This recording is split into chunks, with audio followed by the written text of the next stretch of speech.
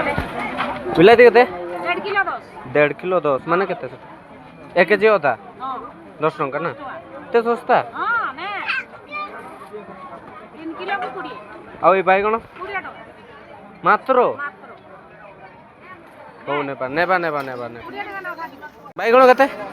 20 आ एटा कोन एटा प्याज होई 10 टंका मका केते मका 20 अच्छा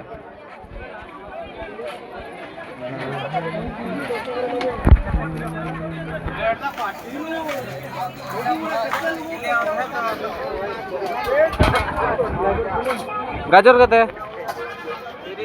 30 टंका किलो बिलाती 10 टंका ना किलो अधारे 10 किलो अधारे 10 चलो चलो चलो एटा भारी लगे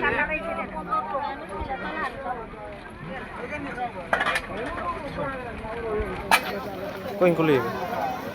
बाइगण तो चिली के केते 20 ना 20 आ ए मटर ना कोन एटा एटा अधिक ले 20 अधिक ले 20 लंका 120 एटा कोन है बीम्स 40 टंका किलो कलरा आधा किलो 30 आउ से कोन सेटा चुई 230 बिलाती